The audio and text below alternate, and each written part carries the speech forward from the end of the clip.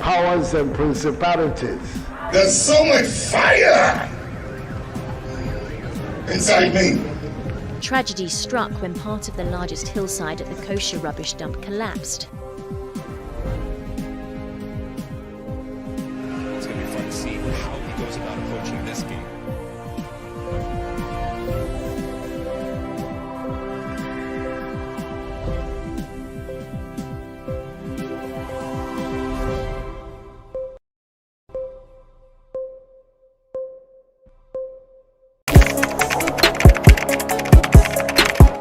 We table issues relating to the arts and entertainment for a riveting discussion, of course, without fear nor favor.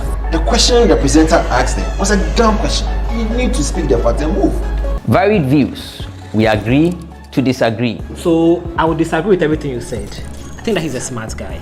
I think what he did. No, but I also said he's a smart guy. Yeah. I guess that I'm waiting for the what next. Yeah, I don't think that we have to wait for what next. It sometimes gets confrontational, but that's the beauty of the game. Today you're denying funny face. It's not my brother. Today you're denying funny face. I don't know him. You don't know funny face. It's not my brother. You don't know funny face. It's a package. We meet, we sit, we dialogue, we learn, we progress. My name is Benefo Huabin Abrantepa, a proud blogger, and this is my forum.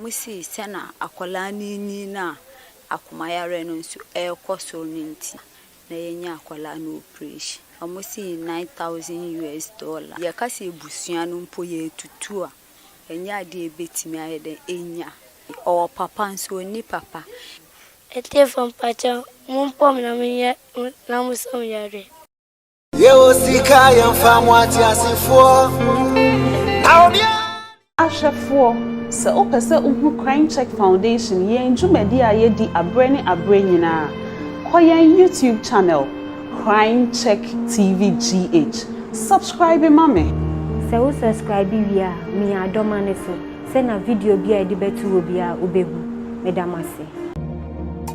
So today I'm on a plot of land, not just a plot, a 40-acre plot of land around Oyibi, Old Sasabi. It's between Ubuntu Haven and Apollonia City of Light. You hear the names. Okay, so this particular property has a good road, there's water, there's light. People have already bought theirs and they are putting up their structures. If you can see, so just call the numbers and get yours. Be your own landlord. It's about time. Stay tuned. Okay, so we just passed Car Junction. We are still going around the plot. As you can see to my left, that is Ubuntu Heaven. Some have already gotten their plots and then have their buildings ongoing. There's light, there's water as well. You wouldn't have problem with land litigation and land guards and all that. As you can see, there are no land guards around. There's a good place to invest if you need a plot of land, or you can even buy 2, 3, 4 and put up some businesses.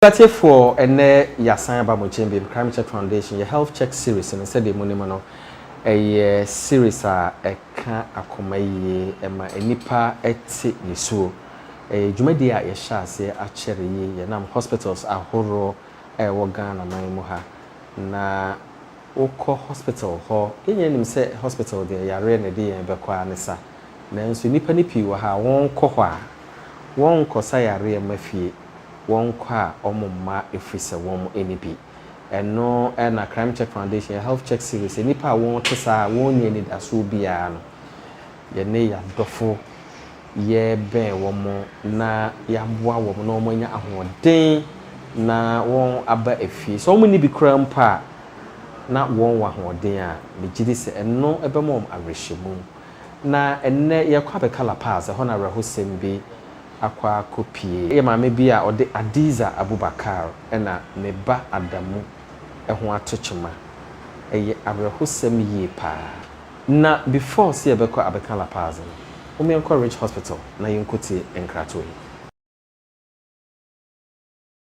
enipa pi ena won eyareda hospitals awo Ghana man mu ha won ni obiara wo so won ye nyina enim se National Health Insurance Scheme no eye scheme papa nanso eye scheme a enkava yare nyinara wo hwe ye nua ba ofa bia wo da ha ya nipa bonefo ye be mo ne ne awo mienu wato aseda gunenim na obai na busua obiara nu ha obetimi aso ne mu eba ne se ya ye beto ensem bi sei so a na enipa won te sa no won hia aduro mpa na ayeden enunti no enipa won te sei no won beda ho ache anhwe yi a na akofa owu anhwe yi a na akofa edamudie eno na yempese ebeba enunti na Crime Check Foundation ye health check series no ye to yensa afremu nyina se obiara taku anasempoa ebetimi aboa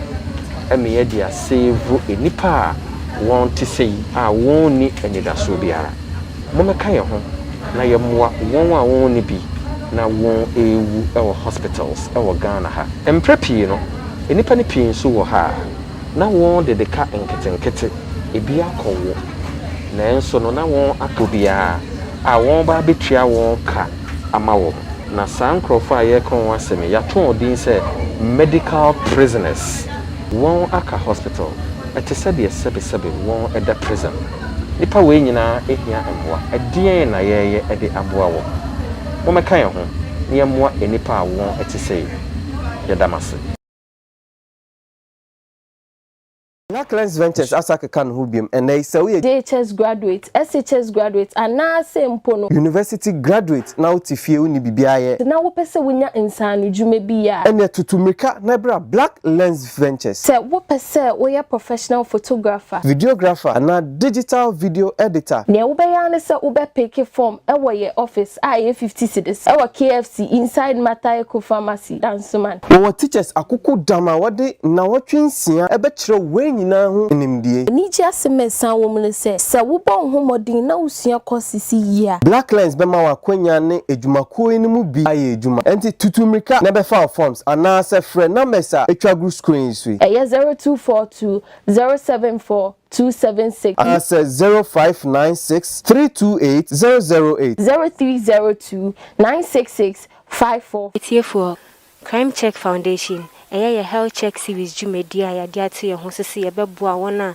sebi ohianti aka omo ahyedem na enne ya ba bepie mu ewo Abekala Pass bebi a friend say Free Junction na arahosema enam so am ya bepie ha ye ba bia wonya 8 years wonya hole in heart na hole in heart any kidney ya re bia for the past 1 month in the Crime Check Foundation ye bua nkola omanya hole in heart omanya kidney yare bia ha adwin ye pa ye besre se awofo no behwe omoma no edidie mu yie se na nkwala nkitenkete omunya sa yare no esobeti ebi se sa yare no ka wo mu pa but Crime Check Foundation ni aboafo nti omo bua yen ma ye hwe omo se na mdi kankan no ya ba bepie mu ha nti ye ne akwala ya meka no ho asem ne maame ebe twetwe nkomo. Minuanom mati asem enne se ope asase ana edan ato a mansun biara eni ho a eno ane ejare real estate na sa ejare real estate won wo kasoa ofanko baby a aban akosi senior high school ni high court fefefe no wo firi ho pe na ura ejare real estate sa iti ani jeseme anwea ene ebo a wo de besi dan no ebi wo ejare real estate fo na de saima eye ahomeka ene se wo twasase na ejare real estate wo betwa so fe edi amaw edi odin aye pillars edi esi ho land guard asemo de eno de emamu kra na sai tie ani jesema san wo ho bi me ensu a wo de besi wo dan no eye free na document asemo de eye tatahwe wo to wasase anase wo dan a na yede ahye wonsa etika ho na frɛ ejare real estate na ansa anyawo 21st clinic say eba sciatica no every usisimu kono a woto ase ho no ntini na fa usrem ekosi wo na ase ho no ebo betimi atutu ama wo ankasa woje hu ba bi enye enti 21st clinic wo mo na ye sciatica expert e wo Ghana ha wo mo de bibiduro so ho bibiduro ankasa ene besa o yade no masa de machine aka ho yade bibiduro ka ho ne asa de wato machine so ya san ya o massage bi ye wi a herbal treatment yade awono ama ho eye sciatica 21st clinic na ye expert a wotu ase Ghana ha ba bia wo mo ho enkran domi market wo ho heavy do dan ni mo ho ena kuma senso ahia wudu session so wo mo na nie dwabo so wo mo ho sunyane ni wenchi ni ba bia nkranza 0540 311 311 0540 311 311 That's a 21st clinic. Woman is sciatica expert. Pacha first. Pacha femi Adiza Abubakar. Pacha obanona. Me bani Suleiman Adam. Nti pacha obeka bibi kakra if fire no ho emra ye hyase. Ye wo no baby no. Ena yare ne hyase bai. Na ye nim se eye holy heart nti ye di ni chinchin di ne ko nipa hia mo anyina ne nyama bai ewoma na ne ho abeton na yare na asaba ne ho beton na yare na asaba bai onyi ba no afi eduru baby no the way se no ye ontimi sisi otimi sukura wa bre onyaya anka obesi akoto onanti ha ne ha na wa akoto onanti ha ne ha na wa akoto na nkofo kasa sentio akwala we bibi ha no even school nyina ye nim oko school obefuru akonwa e wose wotena so obekoto akonwa ne sumu na oye homework ni nyama nti eye sa na me sister ba akono nso eye nurse ni eno oka sende odini beyede ebekola pass community eno mpo before odini beko eye se na ne ho fa ne ho ayeshi ena efrenu no odini kola pass com eno mo hwe ni ye bibia na ede ne ba fi no mo sama ni de se doctor penina nkasa ni ho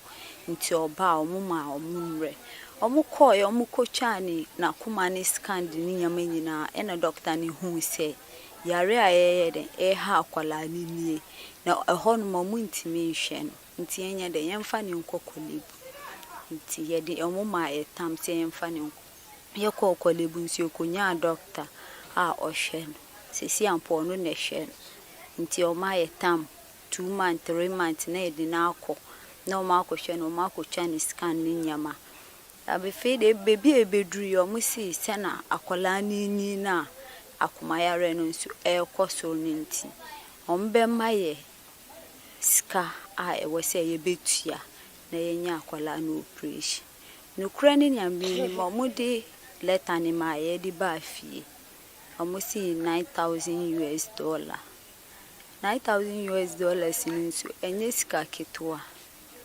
yentimi nye bi yakase ebusua no mpo ye tutua enya de ebetimi ayede enya enti mukokolebu ho no ene ya mamu letter ya chese $9,000 tisa $9,000 no eno mbeti ombeji ansa no maye no operation anasa omubeji bi ansa no maye no operation omusi yemfa scanning bra ansa no maye no operation to omudi maye mpo omumaye like 2 weeks senti ebetimi anya sa 2 weeks no ombeye ni sa operation se me ntwa ntro omumaye later getting to maybe 6 months ni akwala na ne papa we akwala ne de yanka say sorry to see our papa nso ni papa ese anti akwala ni since time o ye fun as at 3 months and a misunderstanding by nti by na ma akwala no onhwe no onhwe no ti ya na ye pre ene obo afọ mo boy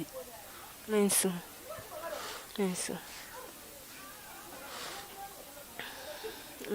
na yawe esiye pen number nkase o maybe se oso nhwe nkra ma wo afa me ho afa me ba na sesi ai o me se wa bre okay wa un friend wo na contact na friend say sesi a wa wo afa ho afa ba na so akase owo no yawe bia me da no so nti ne kakra wo bia wo fan so na mo fan ko hospital wa friend even papa no ojinemu ama ye ya aware no onumpo sisi ayekọ ni ho sinti de si ye ni ese ni se osi onumpo onim bebia owo nti sisi ayenkasa bebia ne papa na nkasa won ye ni oware wo ye awule mensu nti sisi a wo busia ena omo presa omenya sika na shakola ejuma be na wo ye sisi a ibotre na ubode shakola no bibia ye ko hospital nyina etire no nso na nse ejuma mba nti aye on and off nti sisi anompo akwese omuma aye letter ne sinti empeska ne mfa ne mbra no mpo eno na aboa kakra esanse anka ezigusu kokolebu na anka ebi agi se mebobusua ema edine ko esanse na nse etira na ayebebo no enu ana ye dididi ebi ane mpabu ati na tare bi enu ana edeye nti eba ne se esi enkokolebu ana bibi scan ebi ni manya scan bi scan die ye photocopy ene nkofo we si o mo fama we obebo mo fama we nti nkofo mo kyerɛkyerɛ ye di ma o mo nyina by bebre na enkashi enkyerɛ mostly omo a omo timebu a maybe 100 cedi 200 cedis no omo nye omo a omo agi letani bi omo ati se akwala no ho mfa na omo pese omo bua omo no omo timi details scan ba na scan mpo a sesi eda ho ankofo de bua ye no nyame no kure ni no kure ni mendru 10 million mpo sikana wenya ho na 2000 cedis okay eti say we as yade ho beto ati Yo. then na pesa won kanche obi a o hwe then na be ka chere e wo yare anim Ete from Pacha, Mumpom Namia, Namusum Yare. Never bo awati. Ade a metimi aka ne se obi a owo bibia obetimi aboa ye. Omboa na akwala no nton.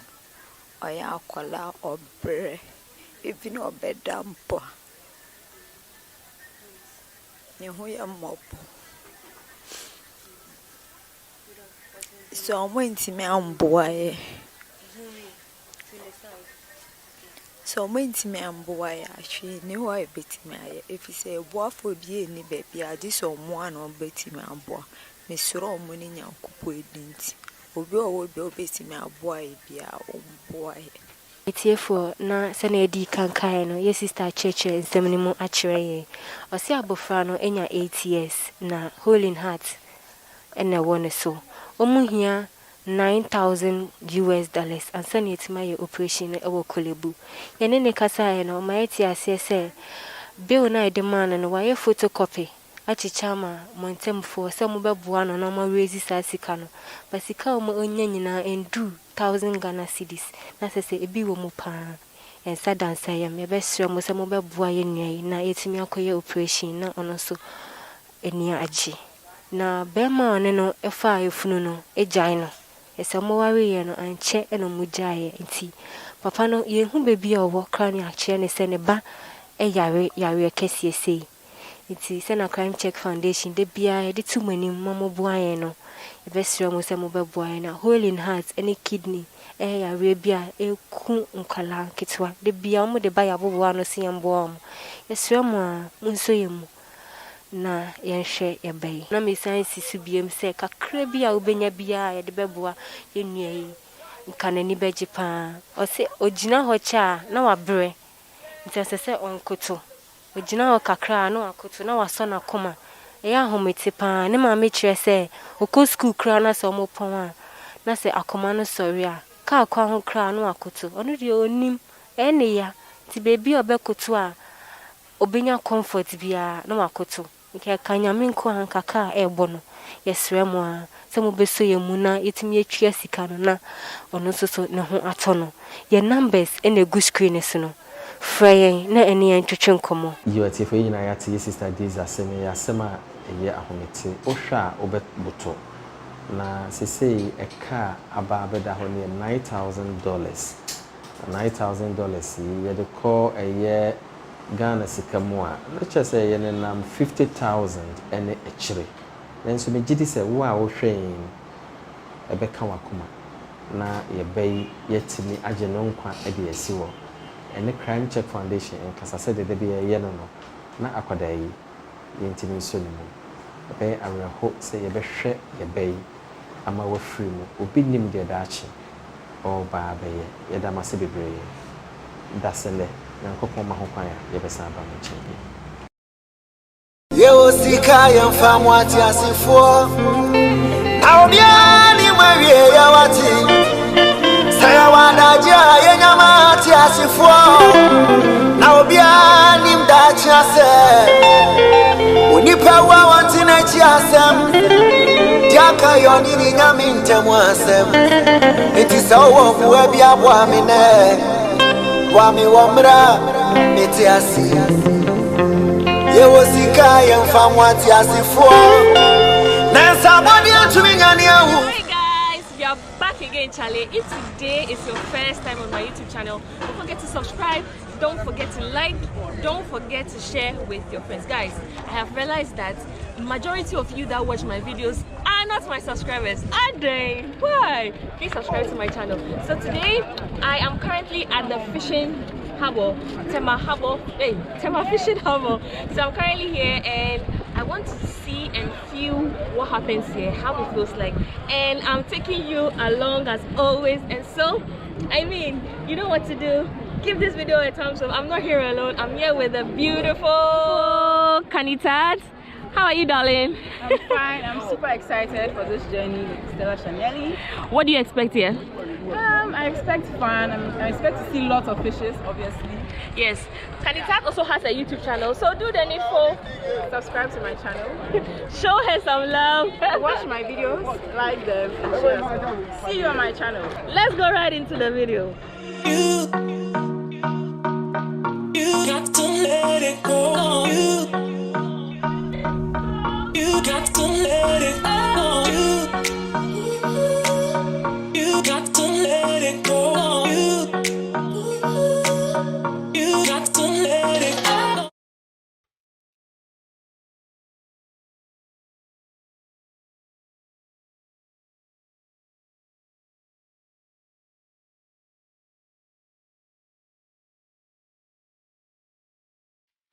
Hello, my boss. What's your name? I'm Emmanuel. Okay, I'm Stella.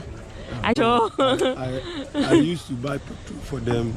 Maybe the items they used to go to the sea, I was the one supply them.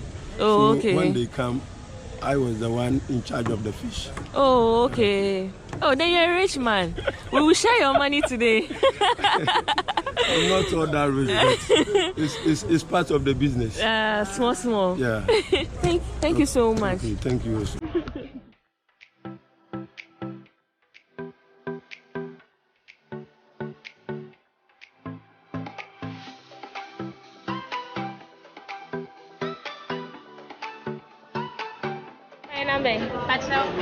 Where grouper? Hey, is it very edible? Me, who be that?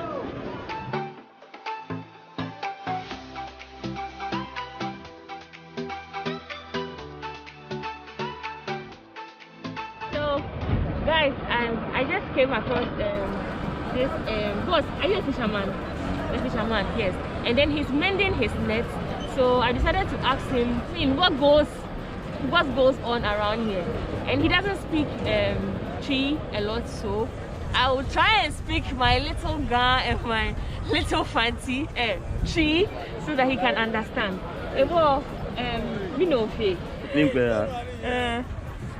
So what causes like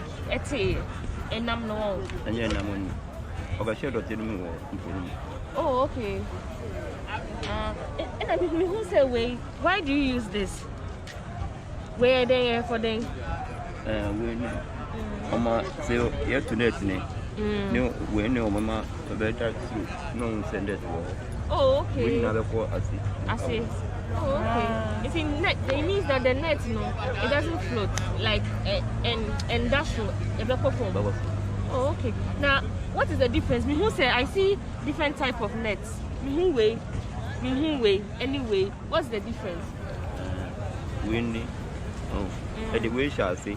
Okay. On say Abobi Wawa, near the camera. Let not be. No, I don't say when boy. Oh, okay. When it's where. Oh, my net in Apple, I see him. I sent them saying getting on content on window 2. And see, every time they are bad, but almost every time they are electric. This is a way, this is a pump. Oh, okay. Now, business, we are supposed to say. I say. Then I'm money, I say.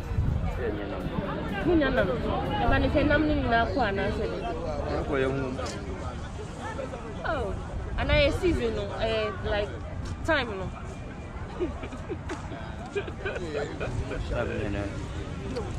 I didn't know in a book on a body. On Nalo. Ah, Nalo. Oh, you have spot your fuel. Fuel. Oh, sorry. So this gentleman just came from a catch and they came with nothing. So, I mean, it's just a waste of day.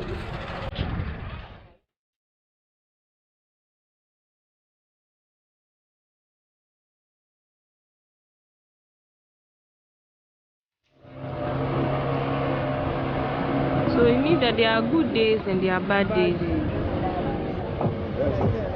Not that where we said you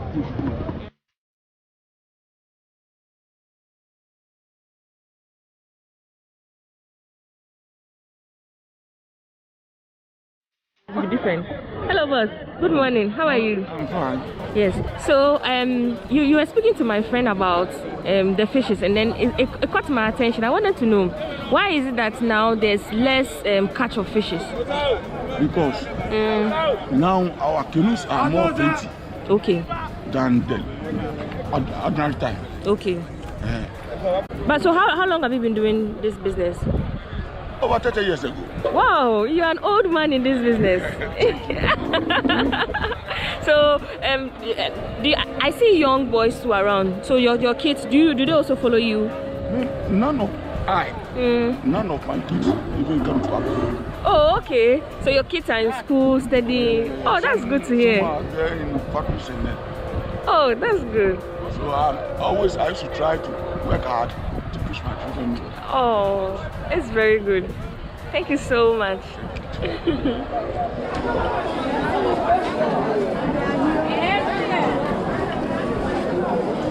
We have shrimps here. Oh, this is octopus. Finally seen octopus.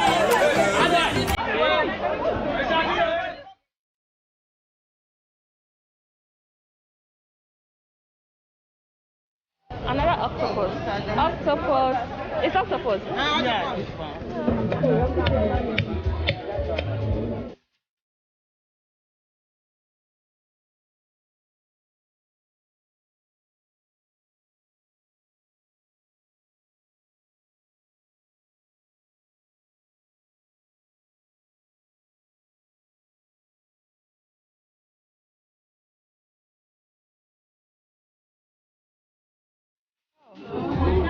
Yeah, fish. Oh, this is a very big one.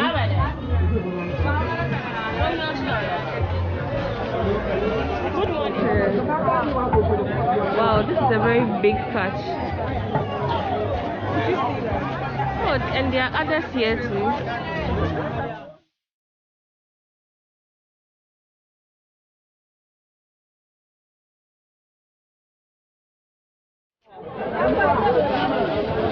What type of fish is that? The one that they used to make kako. Ah. Kako, yeah. Look at this huge. This is a shark. And this, yeah, this is a shark.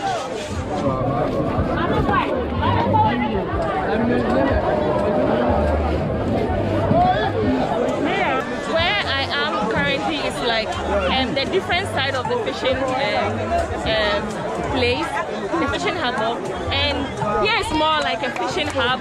And so everywhere is like everybody are offloading their fishes from here, and then the fisherwomen are also buying just to sell. And this is a very big catch. This is a shark. I don't know this type of fish.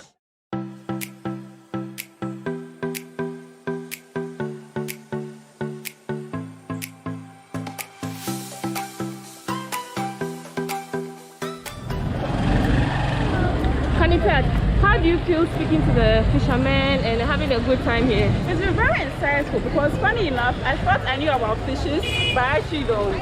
So many facts about them catching the fishes and all those very interesting things. Just look at one very big fish here. Yeah, that's like, wow, very interesting. So we are currently going to eat kenke and fish. We can't see this fish and get away with it. Never. And so we are going to find kenke to eat, and you all should show her some love on her channel. She has a YouTube channel. What do you do on your channel? I do lifestyle and travel vlogs and very, very interesting and lovely videos. Please subscribe to my channel. My name is Kanita Sherif, and that's the name of my channel. Wow, look at this. So we are going to find kenke, and I mean, you know how much I'm taking you along. Even though you don't get to eat it, you get to eat it through the lens. Don't mind me. So Emmanuel has been very helpful. He brought us here to find where to get good kenke. Thank you so much. Thank you. Okay, so if you come here and you need fuel, you sell fuel here, right? Yeah. Oh, okay. Thank you so much. Thank you. Okay, bye-bye. There are really, really cool people in Ghana, to be honest, because like when we came here, we knew nobody, and everybody's looking at you. Everybody's like, I want money, and he was so helpful. Like he took us to wherever we wanted to see, and it's been so great. It's currently 7:52. And we're about to eat kenke for breakfast with Kanitat. Kanitat, you're about to eat kenke for breakfast. Yeah, and that's okay. That's a typical Ghanaian breakfast. So this is my breakfast.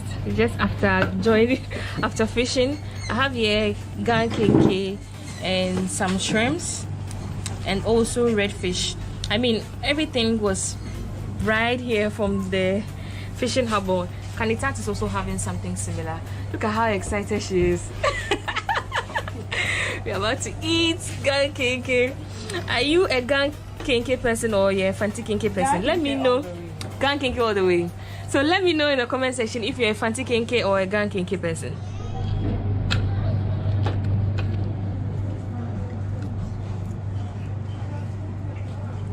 Then you dip it into the pepper sauce. This is red pepper and black pepper. Yeah.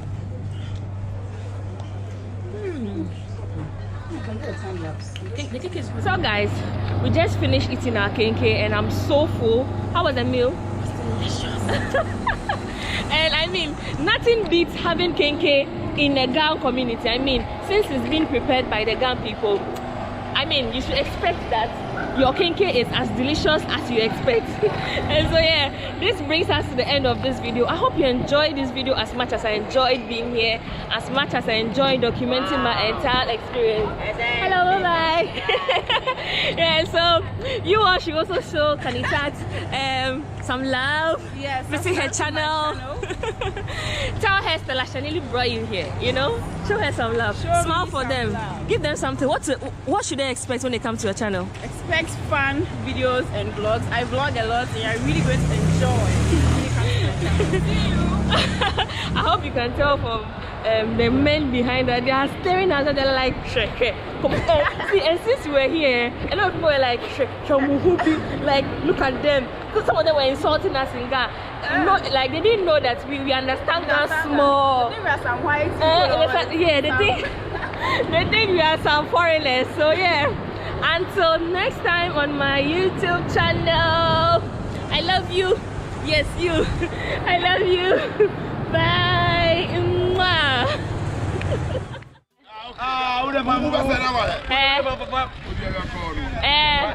YouTube. How is business? Business is saying. Business is business. Oh.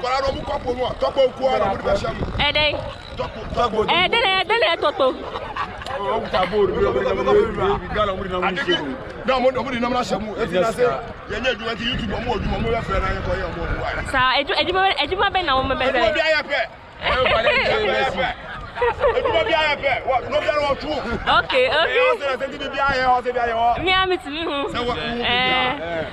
Tell everybody to subscribe to my channel. Cause I subscribe to Celeste.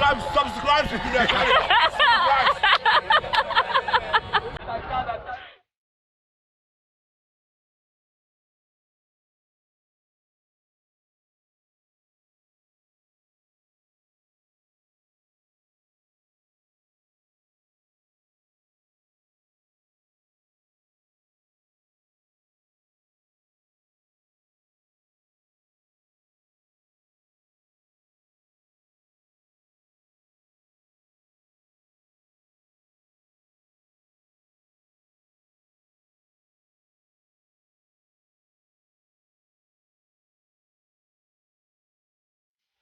properly so-called and mine in a designated concession following EPA standards and the standards of all other regulatory agencies.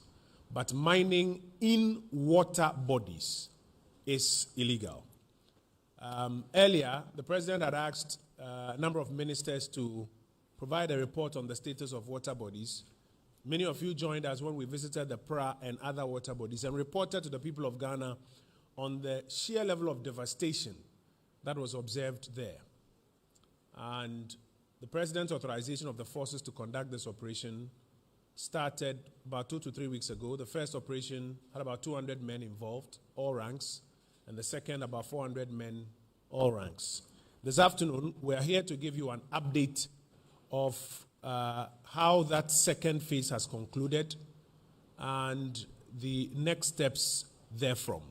I want to acknowledge the presence of the Chief of Defense Staff, Vice Admiral Seth Amwama, the Chief of Air Staff, Air Vice Marshal Frank Hansen, the Chief of Naval Staff, Rear Admiral Issa Yakubu, Brigadier General Muhammad Abdullah, who is Director General Joint Operations, Brigadier General Michael A.C. Amwa, General Officer Commanding Southern Command.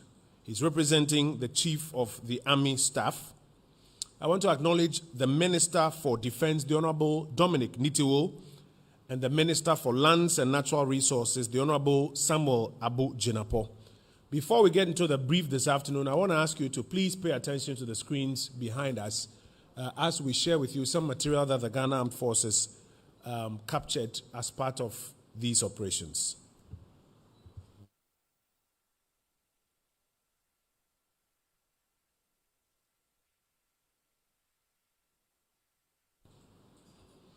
First, what you see on the screens are photos or still photos by the reconnaissance team at the start of these operations. The expectation is that as these operations succeed, the subsequent photos and reports of turbidity levels that we provide should be able to demonstrate the kind of successes that we expect or hope to chalk as part of this exercise.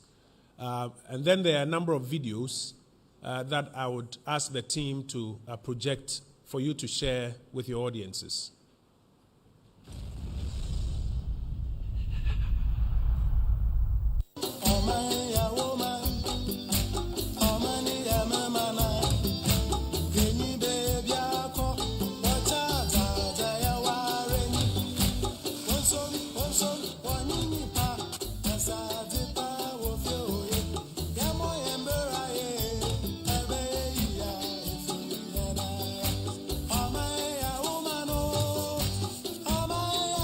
My name is Second Lieutenant Abudu, the platoon commander for this operation. Currently, we are at the water body, and we found one of the machines that they use for illegal mining. As you can see, it is located here, and we have obstacles in front of us, which we need to cross before we can get access to the machine.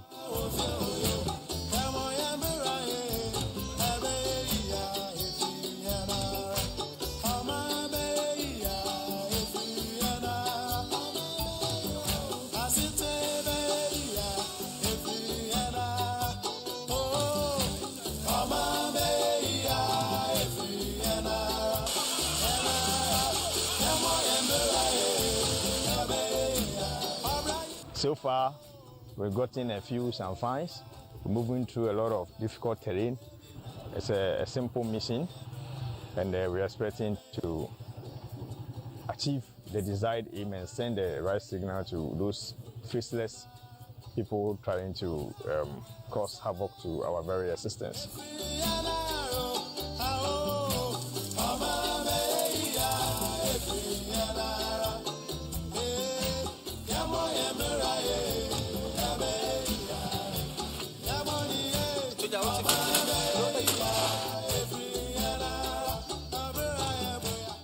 I am Lieutenant Colonel Abbas Atuluk.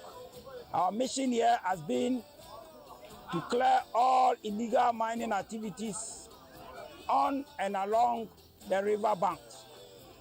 We have been able to clear all platforms, floating platforms, I mean the chamfines and mining equipment right from Daboase all the way to Kifupraso. It is our hope that those who have been cleared from there will not return again, and that they would heed to the national cry to save our waters and ensure that generations coming will also come and meet rivers and waters and be able to get good water to drink and fishes to eat.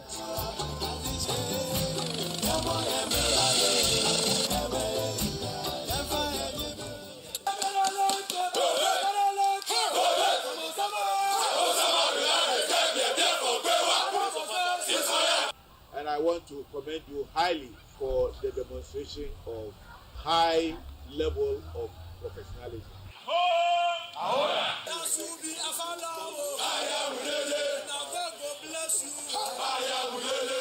This afternoon, I came to visit the troops in the field and deliver a special mission accomplishment message for the efforts they have made so far in dealing with this menace of illegal mining, particularly on the water bodies. And I am highly satisfied with what they have been able to achieve for the past 3 days, having cleared the River Pra. Resist from going onto the water bodies to mine. The air patrols, the armed air patrols have started. And I think that advice will be reiterated. It will not be in your interest to go back on the water bodies to mine.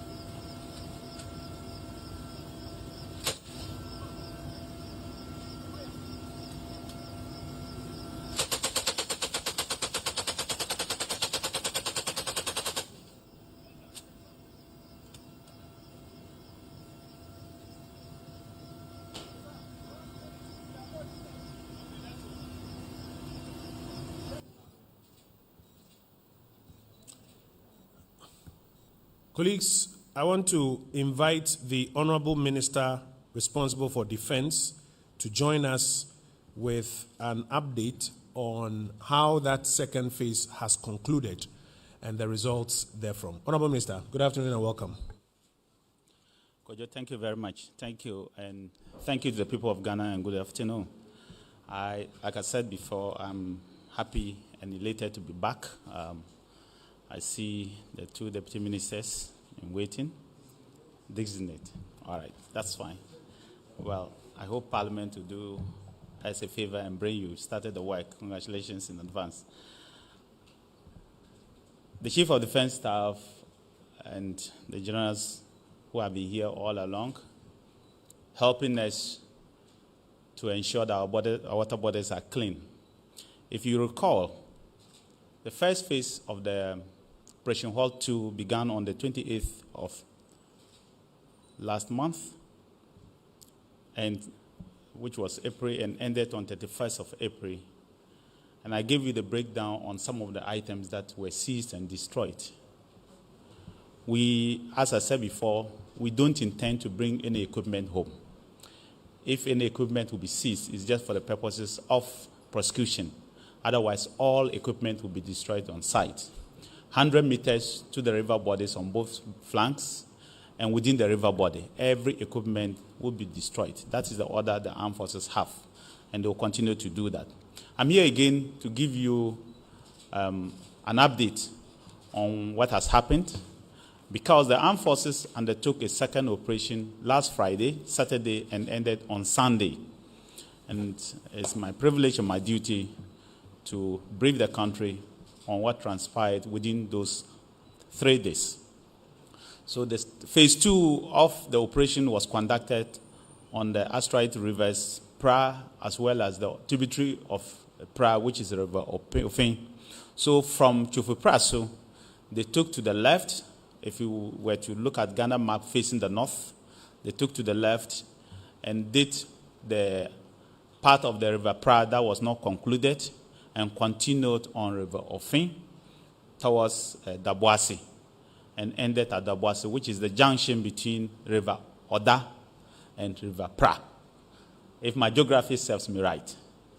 But if you know the map of Ghana, where you begin from River Bia, Ankobra, River Pra, Densu, and finally end at the place, most of the rivers to the west of Accra are totally destroyed. And as the Minister for Lands and Natural Resources said, it is in our interest as a country to restore these waters back to the original form in which we made them, this generation.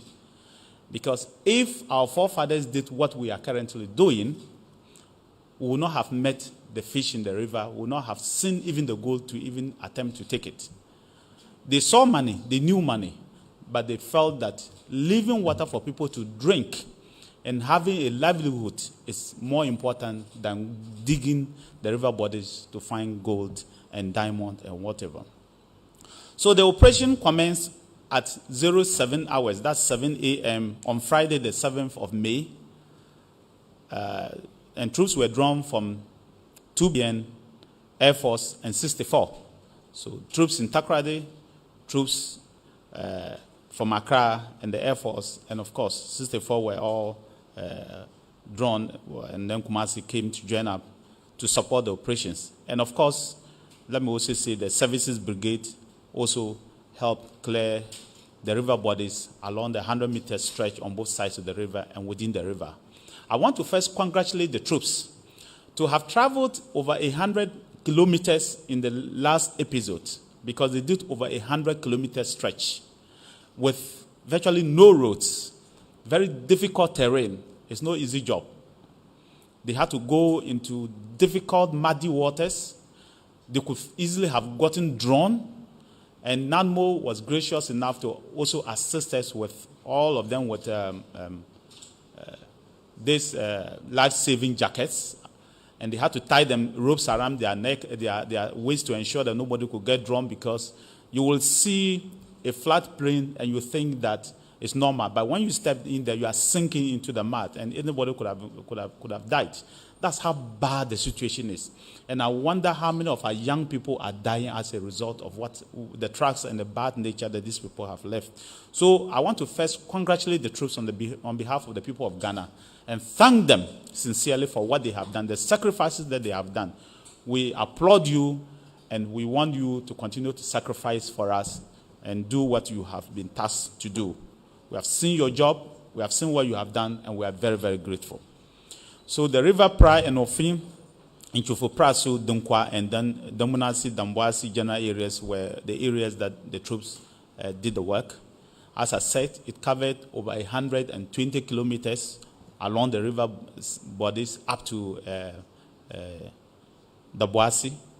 But the team composed of course, the Navy and the 48th Regiment conducted the riverine operation on the river itself. Those that were participating were Ghana Army, 280 men, Ghana Navy, 80 all ranks, and the Ghana Air Force, 40 all ranks. So in all, we had a total of 400 all ranks, commanded by their respective COs, commanding officers of the various garrisons that I'm talking about, which is the 2BN, 5BN Air Force. And of course, the GOC was the one overseeing the entire operation. The general officer commanding the Southern Command, General Isi, was the one overseeing the whole operation. Unfortunately for the people of Ghana, as the operation commenced, we realized, even from the reconnaissance, which is a record, that the situation was even worse than the first phase. The devastation was worse off than the first phase. Absolutely terrible. And it looks like the third phase will even be worse off than the second phase, because the record tells us that the devastation is even more terrible than the second phase. So from the first part to Chufupraso was even better off than Chufupraso to Damboasi. It was terrible, totally destroyed. The river silted, too many champaigns. But at the end of the day, within the specified areas, the armed forces destroyed 28 excavators. 28 excavators were destroyed. The last time it was 9, but this time 28 excavators were destroyed. It's clear to me that people are not listening. In fact, they don't care. So 28 excavators were destroyed. 267 champagne machines with platforms were destroyed. I'm sure there's still pictures and some of the videos will show you what it is. A champagne is a floating vessel or floating platform where they sink some pipes under and scoop the sand and wash the sand in the middle of the river with chemicals. If you have a river where you have over 300 of such machines washing every minute for 24 hours, you can imagine the devastation that this will cause to the people of Ghana. So you have this floating platform they have created. They buy the motor from wherever they buy outside Ghana, and they build it in Ghana here. So they put the drums, they build it in Ghana here, and they float this platform, and this platform will scoop off the sand from the bottom of the river to the top. They will wash it in the center of the river or wherever it is the platform is, because they need water to wash it. Dump it back into the river with chemicals, mercury, cyanide. And you are imagining over 300 of them. During Operation Vanguard, we destroyed over 2,000 champagnes. This time, just 3 days. The first one, 208 champagnes were destroyed. 28, eh? The first one, 208 champagnes were destroyed.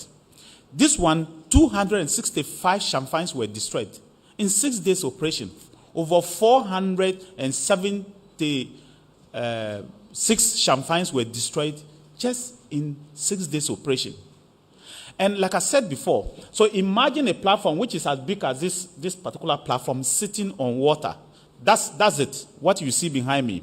Now they are scooping the sand from the center of the river, the bed, and bringing it to the top and washing it in the middle with cyanide, with mercury, and polluting the water. And you can imagine what the damage can do in a minute. And you can imagine an hour.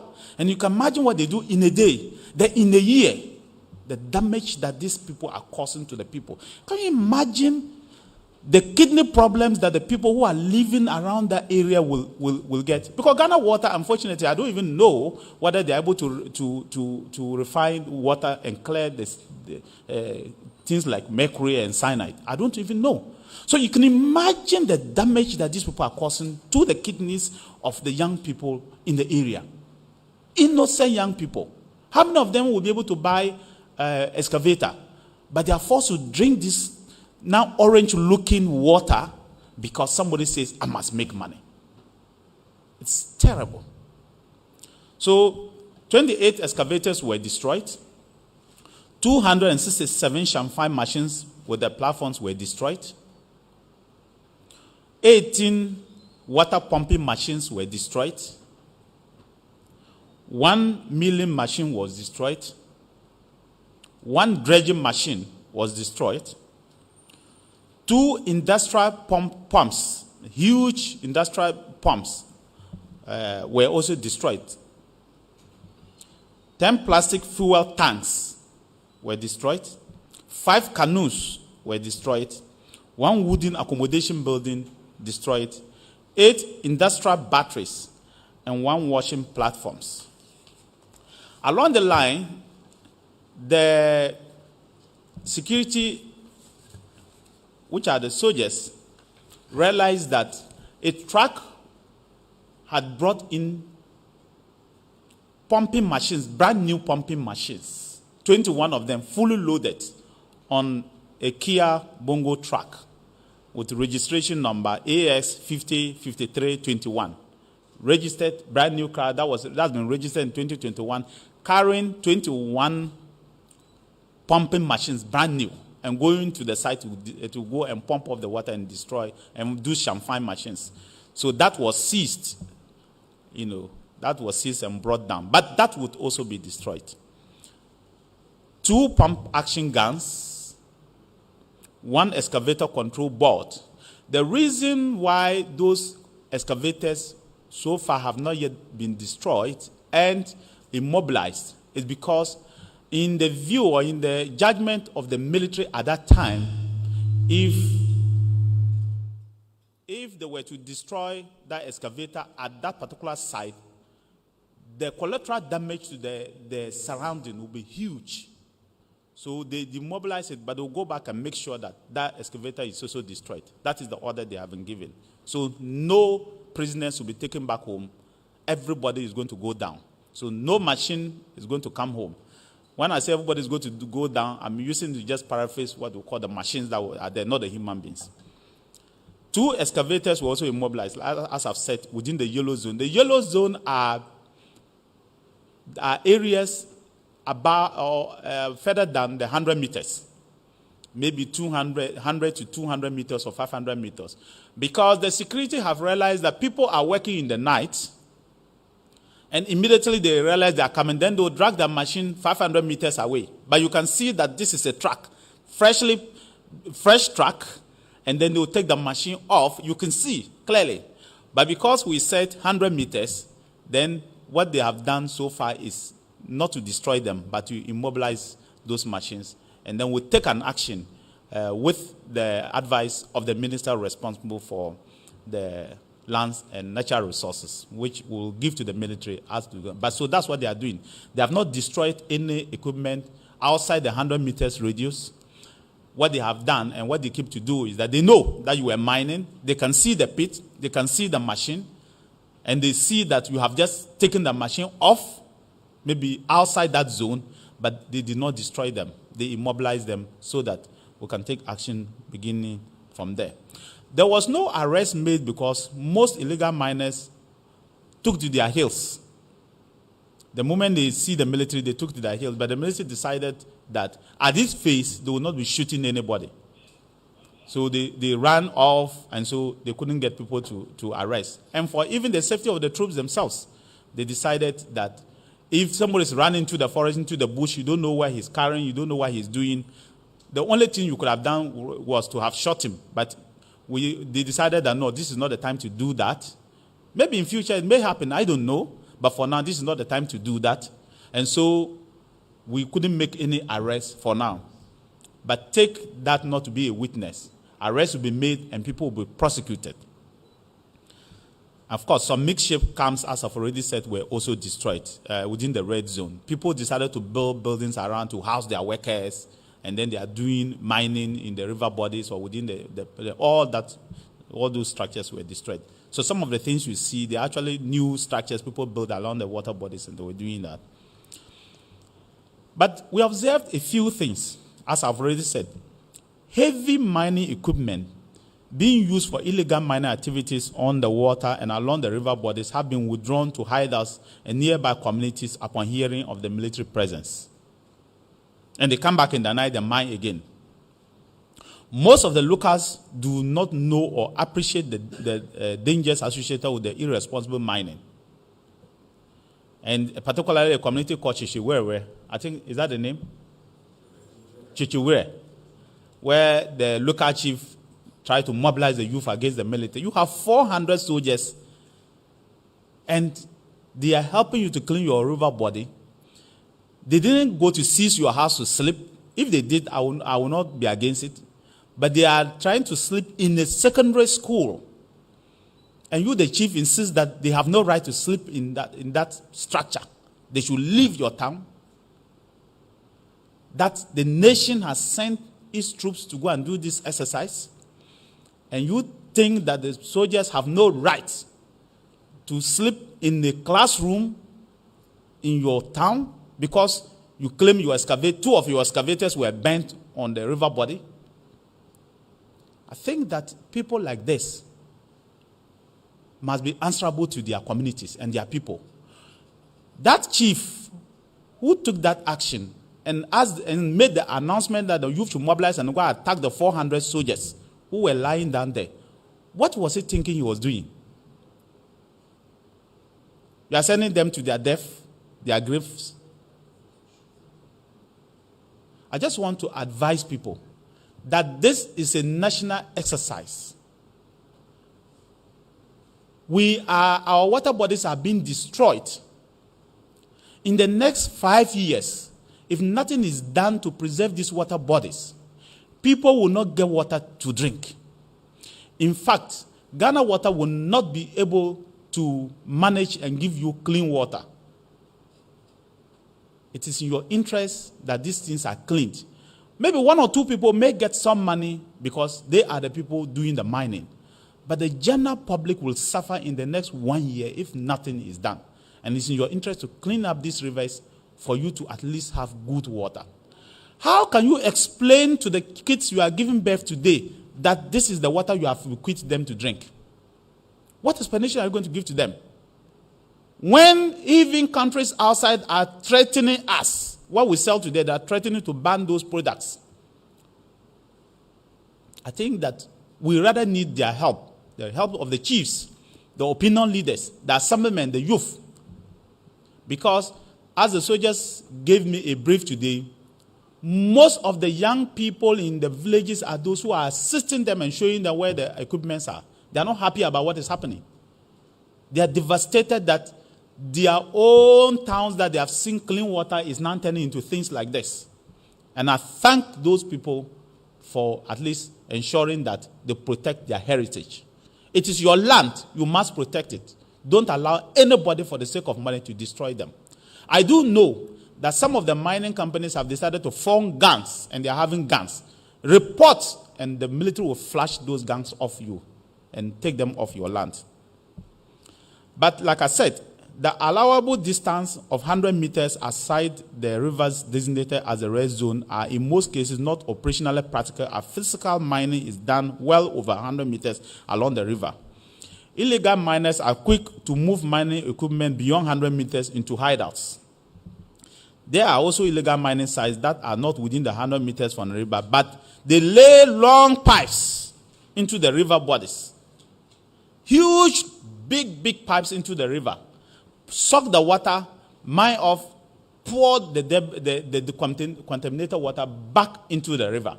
So far, what the military has done is to destroy all those pipes. But I think that we need to take a decision about some of these activities. You can drill your borehole and mine. Nobody cares if you are mining a kilometer away. If you are irresponsible, small-scale mining or big mining. But don't come and take water from a river using these big holes and pour the contaminated water back into the river. It is dangerous, it is unethical, and it will kill people. But what is the impact, as we have seen, the assessment? The impact of this operation has been very substantial, as excavators and other mining equipment that were used to perpetuate the illegal mining activities within the red zone, that's the restricted areas, to River Ofin and Pra, were destroyed. And when the Recce team went back, as Kojo said, to check on the River Pra, essentially champagnes and people have not returned. And we'll keep monitoring to see whether they will return. But so far, all the area of operation that has happened, they have not yet returned, and we hope they will not return. The illegal miners obviously disregarded government directive to stop illegal mining and remove all equipment within the red zone of the rivers. Several Garanse pits along the rivers have been abandoned as a result of the military presence. This is a good sign of massive success, but surveillance will continue to be maintained to ensure the sanity of the areas that are cleared. The operation will continue until we are fully satisfied that the objectives of His Excellency the President has been achieved. The Ghana Armed Forces was tasked to conduct operations on the river bodies and 100 meters aside the river bodies and to flush out illegal miners. Not just on only River Pra, but most of the major rivers you see in the endemic areas, it will happen. And as I said, the operation commenced on the 7th, at 07 hours on the Friday the 8th and ended at 3 p.m. to allow the troops to be able to get out and go home on Sunday the 9th of May. Several mining equipment, as I said, were seized and destroyed. But as I always do, I will believe there are certain considerations that the military and those on operation will want the people of Ghana to consider and approve through the Minister for Lands. I believe that it is essential that this operation should be sustained to prevent the return of illegal miners to the water bodies. The operation should be extended to all the tributaries of the major river bodies, because we have realized that River Pra, the tributaries are even more destroyed than the rivers itself. In fact, for the River Ofin, they don't have any tributary again. All of them are gone. The tributaries to the River Ofin itself. River Ofin is a tributary to River Pra. But the River Ofin also has tributaries. The small rivers that link to the river, they are gone, totally gone. They've destroyed virtually all of them. So we believe that we should extend all these operations to all those tributaries to flush out people.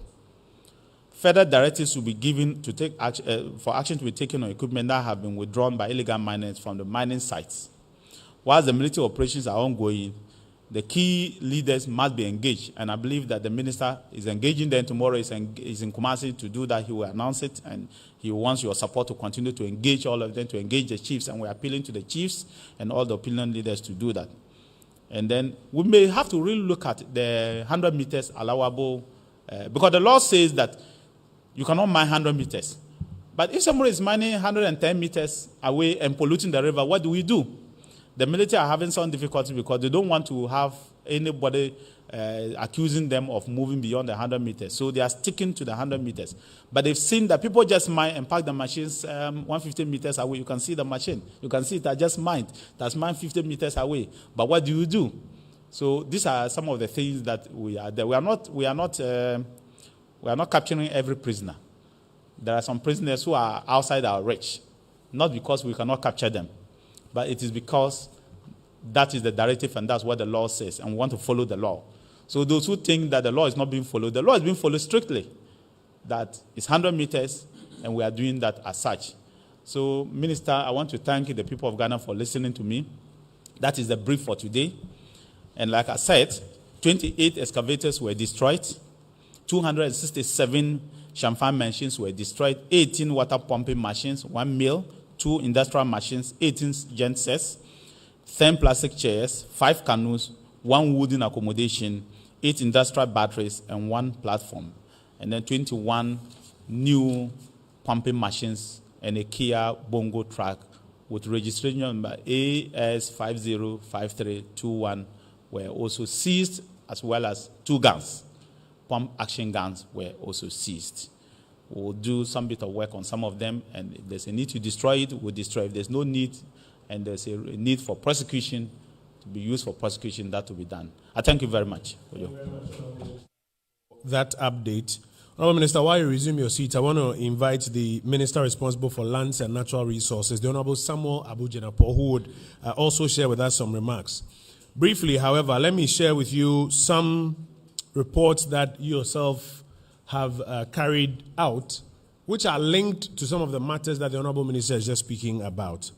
Medical staff of the Sewum Health Center in the Aowin district in the Western North region are beginning to record a high number of newborn babies without vital body parts due to the activities of illegal mining, popularly known as galamsey in those areas. According to the health center, pregnant women in the community are continuously losing newborn babies because the women are drinking water contaminated with chemicals used by the illegal miners.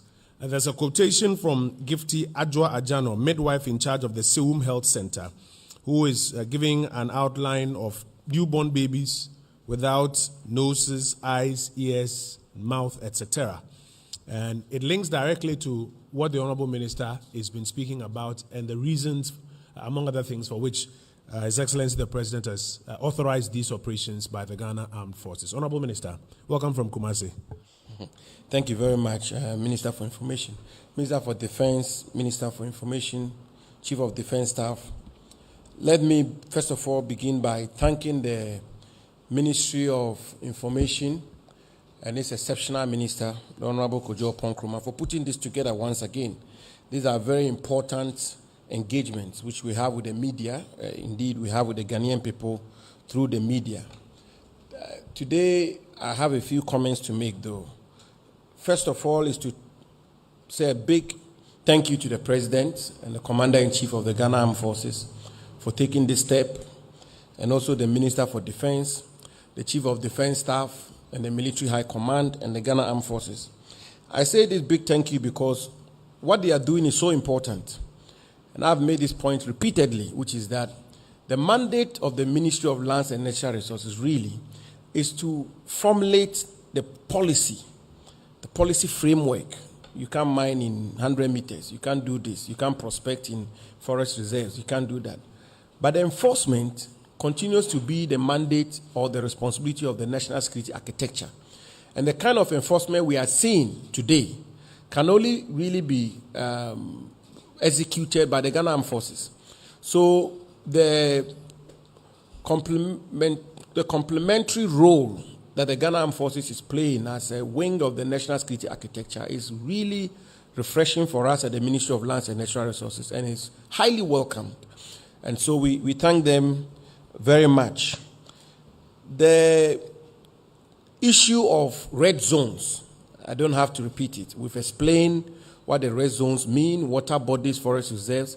And I want to respectfully submit that these decisions were taken after careful interrogation and broad-based consultation arising from the National Consultation on Small-Scale Mining, consultations within the government itself, learning some lessons from the past effort we made, the contemporary issues, which resulted in this designation, which is that we need to categorize the levels of infringements, which is that red zones are really about the survival of the nation, the water bodies and the forest reserves. We have another set of strategy for the everyday illegalities in the mining industry. The people in Western region, when I thought was, they call it Kokoluko or something.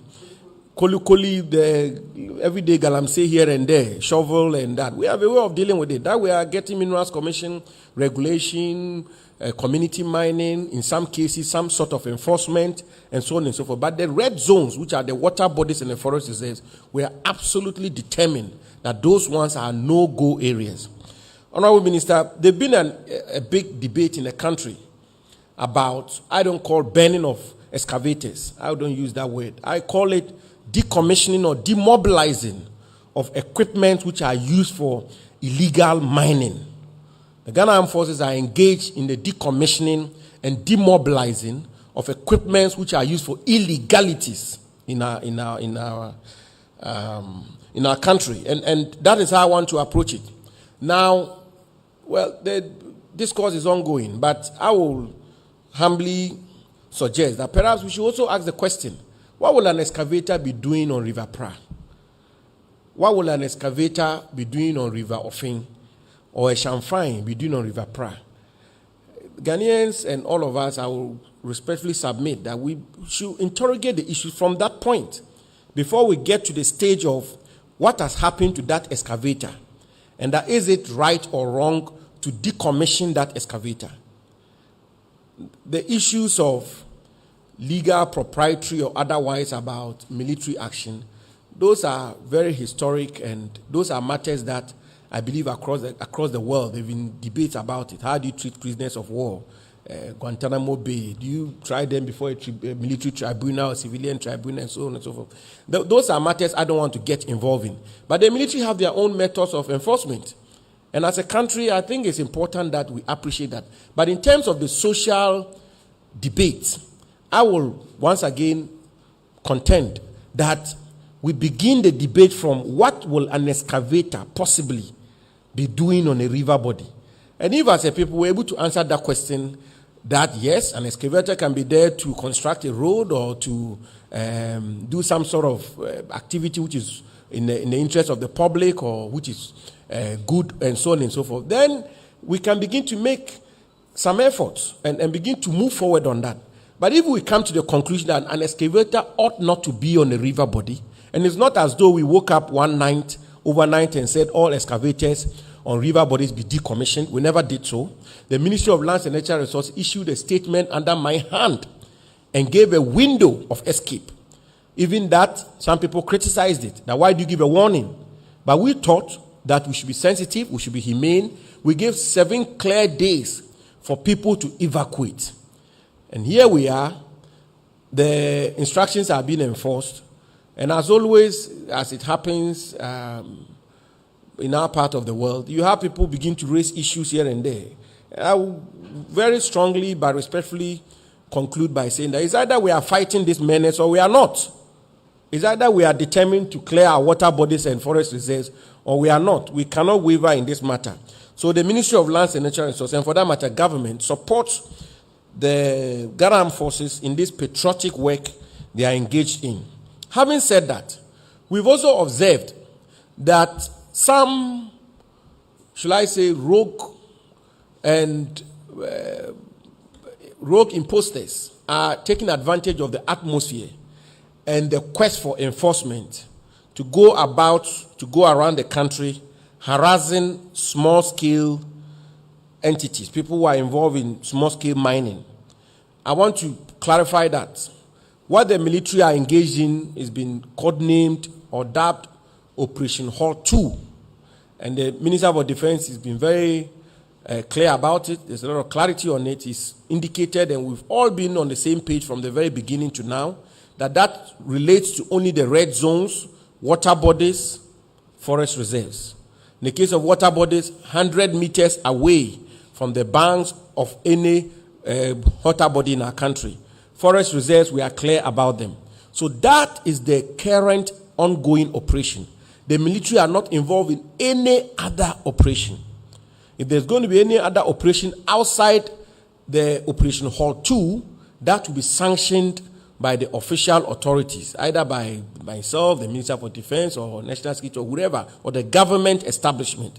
So I want to make it very clear that task forces which are moving about the country harassing small-scale miners, whether they are involved in legal or illegal mining, the Ministry of Lands and Natural Resources has not mandated the operation of any task forces. I believe that is very clear. The activities and or operations of Operation Vanguard has been suspended for the time being. Operation Vanguard is no more in operation as we speak. We had a meeting between myself, the Minister for National Security, the Minister for Interior, the Minister for Defense, and the Minister for Information.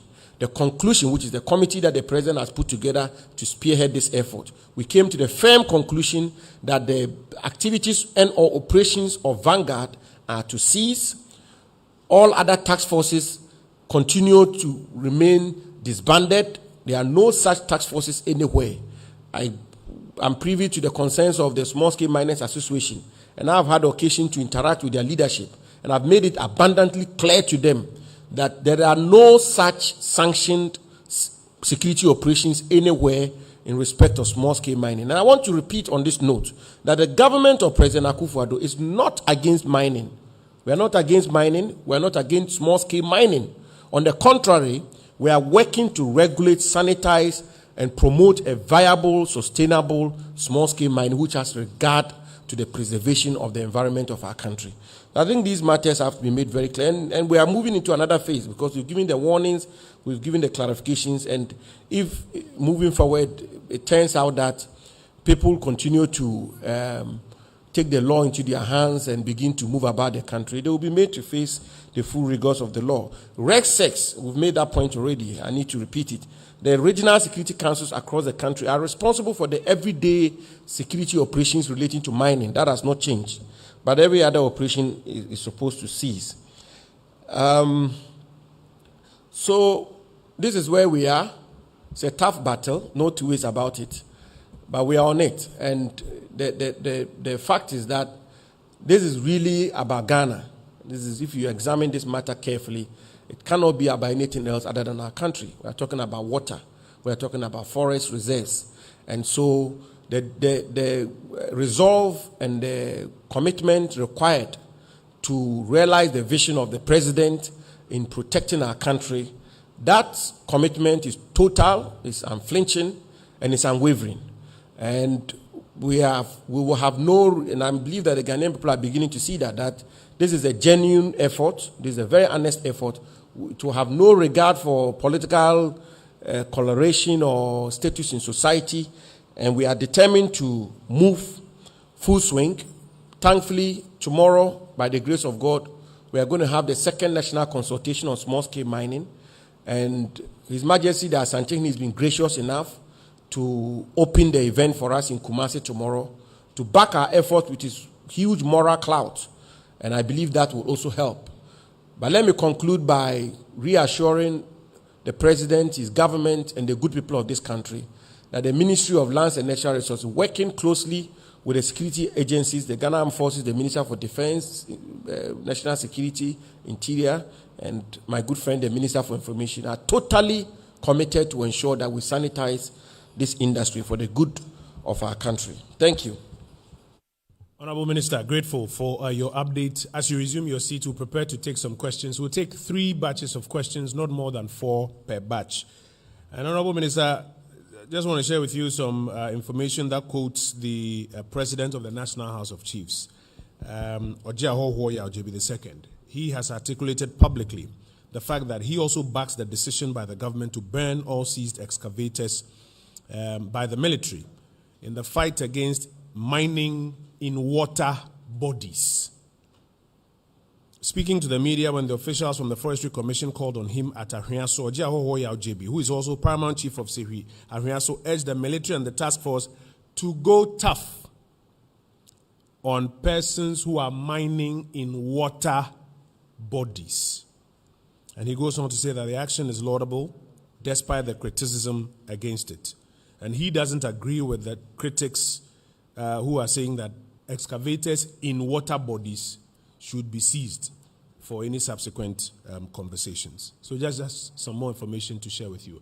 If you have questions, please raise your hand. I would have the microphone directed to you. We'll take not more than 4 per batch. I have 1 here. If there's only 1 question for the day, we are happy to take it. It will only mean that the issues are quite clear. Yes, sir. Yeah, thank you very much. My name is Ernest Mini from Joy News. I'll start off from the Land and Natural Resources Minister, talking about the harassment of small-scale miners. Indeed, we engaged them yesterday, and they mentioned that they feel betrayed because the engagement or the understanding they had with government was not to use the military to harass them. And they issued a 7-day ultimatum to rectify some of the issues they raised with us. You mentioned that you had met with them. Is this meeting in the wake of the concerns or earlier? If it's recent, we'd like to know how you agreed to resolve some of the issues that they raised. And if I just may get some clarity. Yeah. So these small-scale miners, are they those who are mining in the water bodies, or these are the legitimate ones who have concessions? Just to be clear. The legitimate ones. Those who say they have concessions, they are not mining in water bodies away from the 100-meter zone, and they claim they are being harassed. And so that is the first one.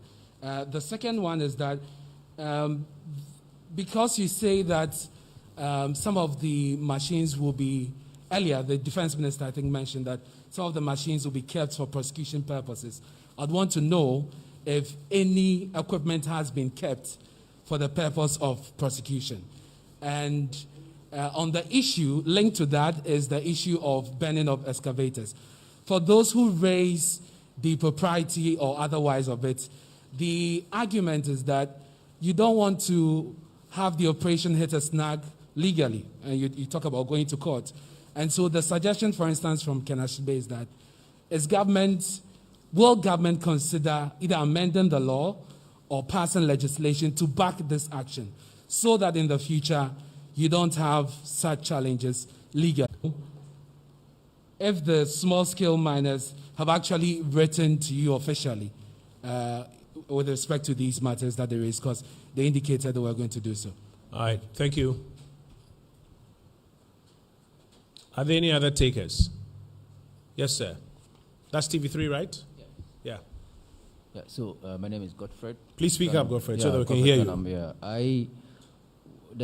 During the last briefing, we were told that some 2 Chinese nationals were arrested, and then also 8 of them escaped. I want to find out whether there's any information about these 8 Chinese nationals who have escaped. And also, some arrests were made where some people were suspected to be national security operatives, and then the clarification came out that they were not.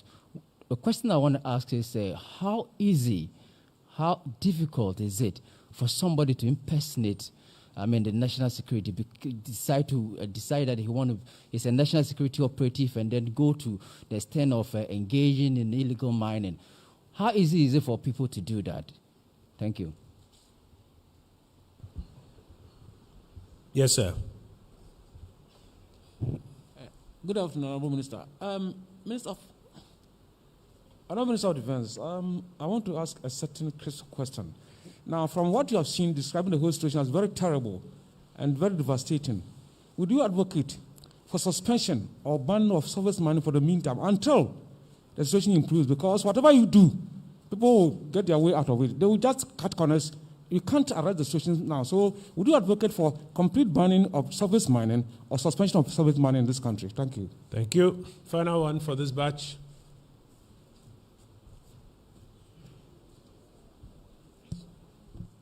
Let me deal with the national security impersonation question. The Ministry of Information, upon the instructions of the Ministry of National Security, issued that statement to clarify that those persons who were arrested by the youth, and I think we should commend the youth of the town, just as the Minister has been commending the youth of many other towns who are supporting the military effort. We should commend the youth of the town for objecting to what these persons were doing and for not kowtowing to the claims of these persons that they were national security operatives, and for arresting them.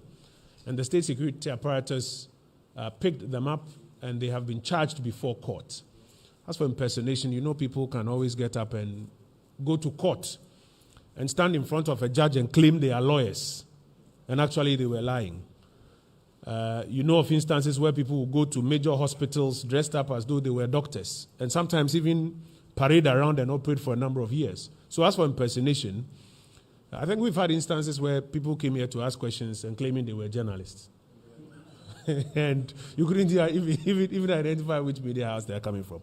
But I think the important thing is that the state agencies picked up these persons on the queue of the youth of the town who we commend and ensured that they have been charged before court. And even the individual who they claimed had contracted them to go there, who is the one who was a national security contractor, was also picked up on charges of abetment and is also being charged before court. And I think it shows clearly that there are no ifs, no buts, there is total commitment to ensure that success is achieved in this enterprise. There's a question about the status of the Chinese persons and whether you would advocate for a total banning of surface mining as part of this enterprise. Honorable Minister. Thank you very much. I think that the Minister for Lands will talk about the banning, but mining, both surface and underground, it's not illegal. As far as I'm concerned, and the Minister will educate all of us on it. I just know that if you do surface mining, you post a bond and you're supposed to reclaim it. So it is about enforcing and making sure that you can reclaim the land properly, so-called. I don't think that I would say that people should ban surface mining. It's allowed in Ghana by law, but I will look at it just to do the right thing. So for the small-scale miners, and I believe that the minister will, as part of the second phase of his engagement, will begin to talk to them. And they should identify their concessions and reclaim all the land that they have degraded. All the pits they have left, they should cover it up. That is what I think they should be talking to the people of Ghana and talking to us. And I think that's what they should be doing to help us. I'm not aware that the soldiers have harassed any small-scale mining now who is doing legitimate business. In fact, the soldiers are operating within the 100 meters radius. If you are holding a license and you find yourself mining within the 100 meters radius, you are doing an illegal thing. The soldiers are supposed to destroy every equipment mining within the river body and the 100 meters radius. They are not going to ask whether you have a license or you don't have a license. It's as simple as that. Once you are caught within the red zone, it doesn't matter who you are. If you are the Minister for Defense, they will burn your equipment. They will destroy your equipment. So I want to plead with the small-scale miners that don't mine within the river bodies and 100 meters within to the river bodies, full stop. It will help all of us. But the soldiers, as I said, are very responsible people, commanded by commanders, some of them who have done 30 years, 35 years in the armed forces. And in fact, they have sinned and sin again, hundreds of operations, whether outside Ghana and in Ghana. So they know exactly what they are doing. And like I said, they don't enjoy going to destroy an equipment worth $200,000 and over. No, not at all. In fact, if for something, they will want to even help us construct our roads, help us do things. But we cannot, as a state, sit and allow our water bodies to remain the way they are, with over thousands of champagnes on River Pra and destroying the water bodies. Maybe you and me in Accra here may have Vortic water to drink. Maybe the person who is leading the charge and doing that might never drink that water. He may have Vortic water to drink. He may have all the other mineral, we call the mineral water, all the other purified water to drink. Even if he's living in there or he visits there, or he might never even visit there. But all we want to say is that the soldiers will not harass any small-scale miner who is mining outside the red zones. If you think that there's anybody going around claiming he's a soldier or a police harassing you, like the minister said, let us know. We will deal with that person. I can assure you that. Like the rest of it, the minister will deal with it. But like I said, for the Chinese, I never said that equipment will be kept, mining excavators will be kept for prosecution's sake. That's not what I said. I said that certain items, if the police deem it necessary for prosecution, those items will be kept. Otherwise, all items are supposed to be destroyed. That is what I have said. But if the police, for some reason, believe that an ID card is necessary for prosecution, they will ask us to keep that ID card for prosecution. Otherwise, all equipment are supposed to be destroyed. That is the order. And like he said, they are supposed to be made, the soldiers are told that make sure that that excavator never works again. It's as simple as that. Just make sure that that excavator is never able to go back to the field to work again forever and ever. And I think they are doing a very good job on that particular one. And the third phase, as I said, will continue. So people should pack off and leave. I mean, I cannot get it. You are being told continuously. In many countries, they won't tell you. But we are telling you continuously that there will be a third phase. And I don't know whether they don't believe us or they think that we are just bluffing or they think there will be a third phase. And it will not be long. The third phase will be launched. And it's just within the river body and 100 meters from the river body. If you are found with an equipment within that zone, which is the red zone, you will not get your equipment back again. Whether the equipment is bent, whether it is destroyed, or whether a bomb is dropped on it, what I know is that you won't get back your equipment again. Thank you very much.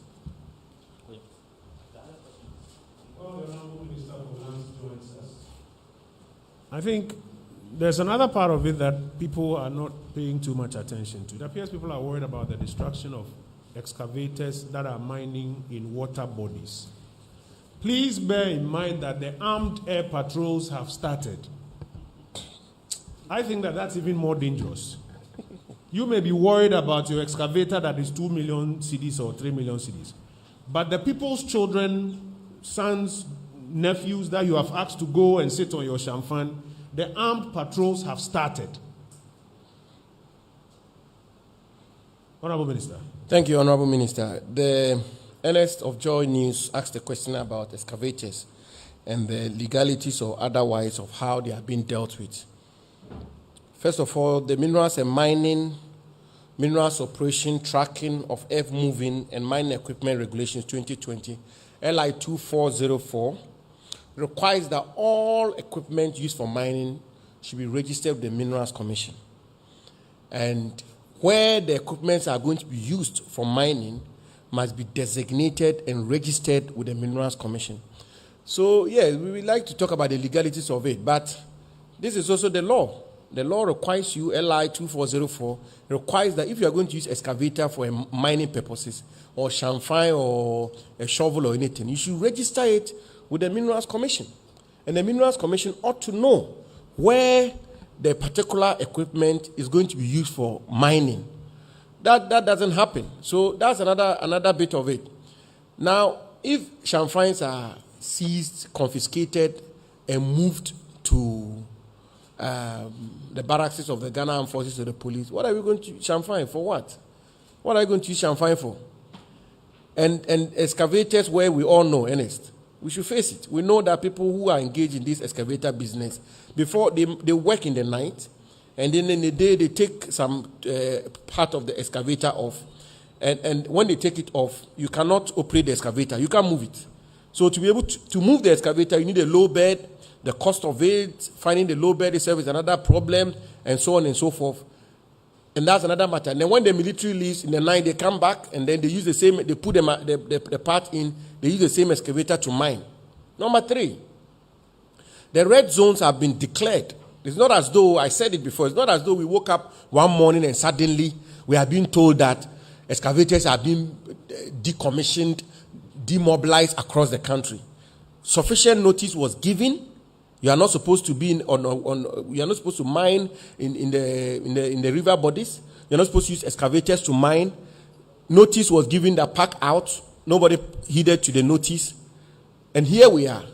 When the military goes for operations and they go and meet IEDs and bombs on the floor and the rest, they are to pick them. I'm not being simplistic here, but they are to pick them, bring them back to the barracks, and then do what with it? The Ghana forces are not enforcing mining laws across the country. We have to appreciate that. There are particular places where the president of the country and the national security architecture deems red zones and have declared them as such. And these are places where nobody can have any reasonable excuse why an equipment should even be found at that place. So in other places, you may say that, oh, I have an excavator, I'm mining, I reclaim the land, I vegetate, so why have they bent my excavator? But on water bodies, there is absolutely no excuse why you would take an excavator to go and mine there. So I will really passionately appeal to Ghanaians to support this effort. Because the truth also is that if we don't have sufficient support from the Ghanaian people, whatever we are doing, we will struggle with it. And it includes the media. So these water bodies, before long, European Union is banning our cocoa, water has to be imported into Ghana. It will be the same. We are going to be the same people who are going to cry foul and say that government did not act. I fully support the current operation, and I think that it should be continued. The matter to do with small-scale miners, I've met the association many, many times. Even this week, I met the leadership of the association. Next week, I intend to sit down with the association. And the association, they continue to be partners of the ministry. Even before I appeared before the appointments committee, I met them, and I made it clear to them that I'm not in the framework of having an adversarial relationship with them. My relationship with them is on the relationship of the ministry and the government with the small-scale miners association ought not to be adversarial. We are supposed to be partners, and we are supposed to work together. And whatever I've been, I've said it. And I said it to them that they have to help us to help them. Because if the small-scale mining enterprise is regularized and is sustainable, the country will support them. And it's not as though there is no small-scale mining industry elsewhere. There is a booming small-scale mining industry in Australia. There's one in Canada. There's one in America. There's one in South Africa. Across the world, there is viable small-scale mining industry. And I was pleasantly surprised to learn that the Minerals and Mining Act of 2006, Act 703, spells out copiously how small-scale mining ought to be done. And if you follow that, there will be no problem with small-scale mining. The cardinal missing link of this small-scale mining enterprise is 1, where they mine in water bodies or forest reserves, and 3, where they excavate and not reclaim the land. That's all. If you are engaged in small-scale mining, you excavate as deep as you can, and you fill the pit, and you plant trees, nobody will have a problem with you. But where they behave as, they move from one place to the other, you excavate here, you go deep, then you move to another place, you don't cover the pit. Old ladies then are going to farms and falling in pits and dying, and the communities are suffering. I flew from Kumasi today, all throughout the place. You try it. Everywhere, pits, all over. So, the small-scale miners also have a responsibility. I am prepared to work with them. Next week, I intend to sit down with them. But they also have a responsibility. They have a responsibility to partner with governments and support government so that together we can create a viable, sustainable small-scale mining industry here in Ghana. But if they don't, and it's going to be threat upon threat and the rest, we are not going to waver. The water bodies will be protected. The forest reserves will be protected. So that is the response I will give to that. Surface mining. To ban surface mining will mean essentially to ban small-scale mining. Because there are 2 types of mining. There are alluvial mining and deep mining. And majority of the small-scale miners, the authorized ones, are involved in surface mining, the alluvial. So I am not in the mood of banning surface mining for the time being. I think that it is within our capacity to be able to regulate the small-scale mining itself. And to regulate it means just enforcing the laws. The laws are enough. Even last year, they passed a good number of laws, and there are sufficient laws in the system. What we require is for all of us to be sincere, honest, and committed to ensuring that the laws are preserved and enforced. So this is where we are. These are difficult matters, I have to always admit, because yes, when you demobilize somebody's excavator, that's somebody's investment or somebody's capital which is gone waste. And I also appreciate that some people in the country believe that these excavators and all these other matters can be used for other purposes which will benefit the country. But I'm totally convinced that where we are, these measures are the measures which are required for the time being. As we move on, if there's a need to review them, we will. But for the time being, these are the measures we need. Thank you, Minister. I'll take a final batch of questions at this stage. Could you let me take a few others? If I don't get, then I'll come back to you. I have a lady here. We're always biased towards the ladies. Are there any other ladies? Abednego, find a newspaper. Unfortunately, there are 4 others, so I'll take them. Because you had a lot in the first round. So yes, madam, let's hear you. My name is Kekeli Kezaya Okansi from GH1 TV. So, watching excerpts of the video, I got to know that an air operation has been launched as well to help with the fight against galamsey. You raised it earlier, but it was crossing my mind. What assurance is the defense minister giving that innocent lives will not be lost?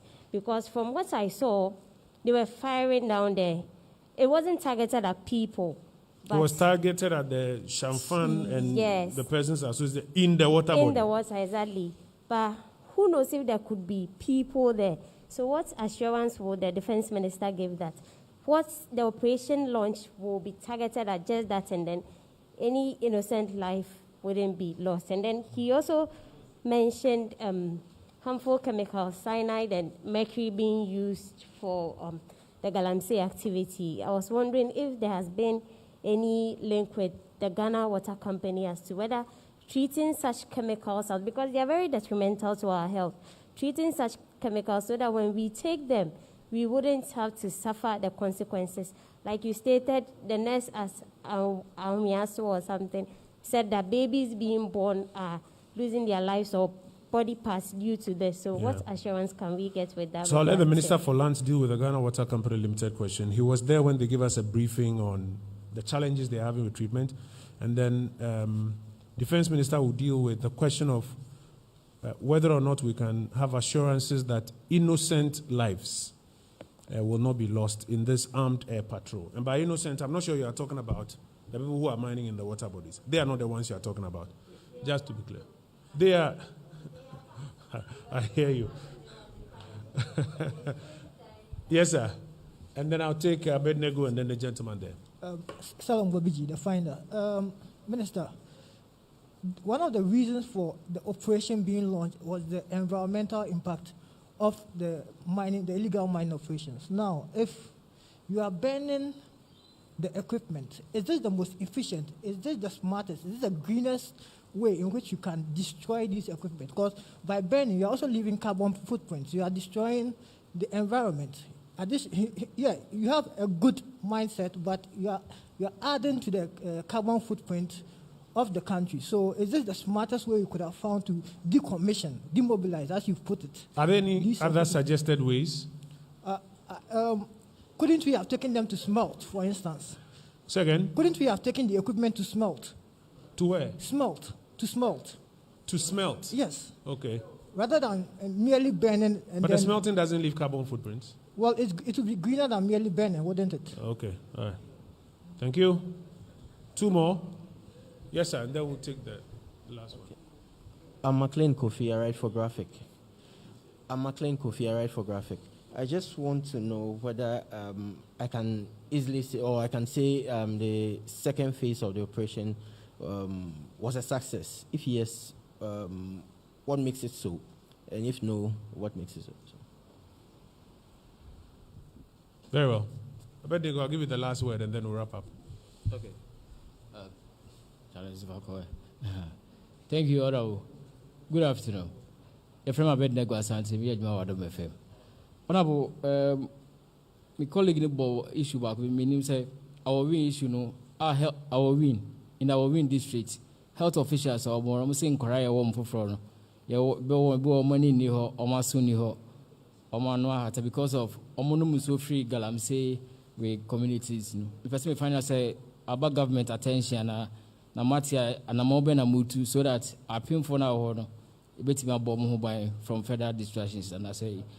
And then, apart from that, honorable need to, so far my second phase away. But my timeline, expect to say, in sooner, almost saying, I need bit mati.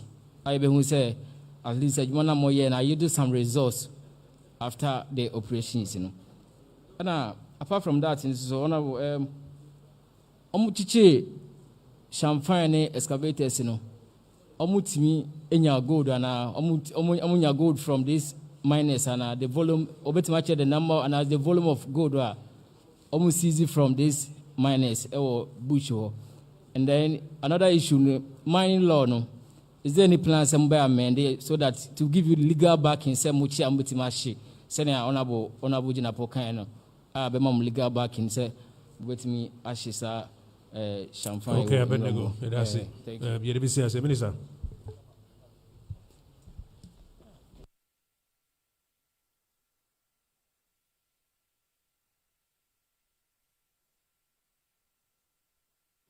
Minister, thank you very much.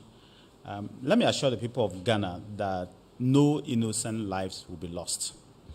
I hope that your question is innocent lives, so I'll stick to that, innocent lives. But I can't guarantee whether lives will be lost or not. And that one, lives could be lost even from the military side, even from the civilian side. You can never tell. And lives could be lost if somebody attacks the military with a gun, for example. You can never tell. So that I can't guarantee. But what I can guarantee is that no innocent person's life will be lost. The military will continue to do what they have to do on the water bodies and 100 meters off it to ensure that all equipment seized are destroyed. But the military will not target innocent people, will not even target to take lives. But I can't guarantee because accidents happen, so I will not be able to guarantee that. Only God can guarantee that one. But we'll do everything humanly possible to ensure that what you are afraid of never happens. The minister will talk about the timelines for the water because he has been working on it. Yes, it was a success because all floating chamfines, all floating platforms were destroyed on the river. That is between Chofopraso and the Boise, the junction of the two tributaries of the river, Oda and the one that continues. You know, the Ofin continues into even Ashanti, part of Ashanti region, was part of Western Ashanti. And then Oda goes this way. So they stopped at that tributary called the Boise. So between that junction, which I said is about 120-something kilometers, all floating platforms were destroyed. All equipment along the 100-meter stretch were destroyed. So I can say, yes, it was a success. And we'll continue to monitor. We'll continue to monitor in various forms.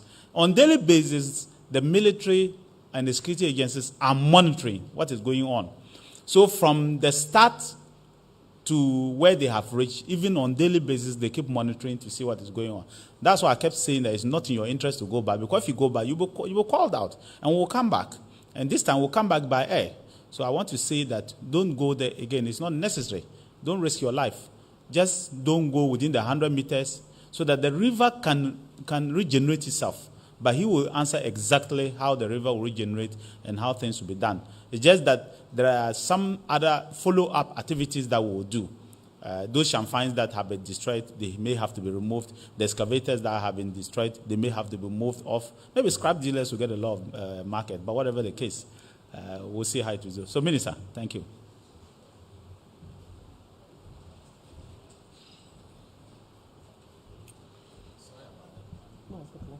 And secondly, at no point did we say, I don't know where you got that news from, that we allowed it.